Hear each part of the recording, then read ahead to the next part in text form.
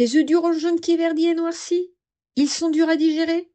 Et pourtant tu as regardé tous les tutos du monde et en bon petit soldat, tu as tout appliqué à la lettre. Les 9 minutes chrono, tu as même essayé 8 minutes, le départ à l'eau froide, le départ aux frémissantes, tu les as plongés dans de l'eau froide avec des glaçons pour arrêter la cuisson, mais rien n'y fait. Je t'explique pourquoi et je te montre comment faire. Lorsque les œufs durs sont cuits trop longtemps ou à température trop élevée, une réaction chimique se produit entre le soufre présent dans le blanc et le fer contenu dans le jaune. Cette réaction forme du sulfure de fer. Rassure-toi, c'est une substance inoffensive, mais cela donne une couleur verdâtre autour du jaune et cette odeur forte est caractéristique des œufs durs, l'odeur de fraîcheur.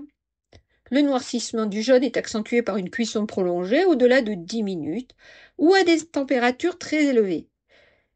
Très élevé, ça veut dire environ 100 degrés pour une altitude en dessous de 500 mètres. Alors, comment on fait?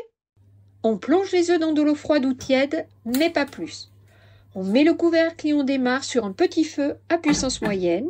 Lorsque l'eau frémit, on baisse le feu et l'on fait cuire top chrono 8 minutes. Pas une de plus et on arrête le feu. On plonge les œufs immédiatement dans de l'eau froide. On renouvelle l'eau pour refroidir les œufs au moins une fois. Si l'on fait cuire une grande quantité d'œufs, par exemple plus d'une quinzaine, on peut utiliser un feu un peu plus grand, mais toujours à puissance moyenne. Si tu as des gros œufs, des œufs de ferme, des œufs de plus de 55 grammes, tu peux les faire cuire 9 minutes. Mais uniquement si tu as des gros œufs. Un œuf dur cuit correctement restera jaune sur sa partie extérieure sans altération, même si tu le conserves 4-5 jours au frais, et son blanc restera toujours souple. Info supplémentaire. Le blanc d'œuf commence à coaguler à 62-65 degrés et il devient complètement cuit autour de 80-85 degrés.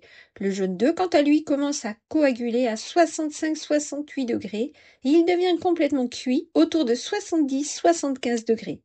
Voilà, maintenant tu sais pourquoi on ne doit pas cuire trop fort et trop longtemps les œufs, car la nature est rudement bien faite.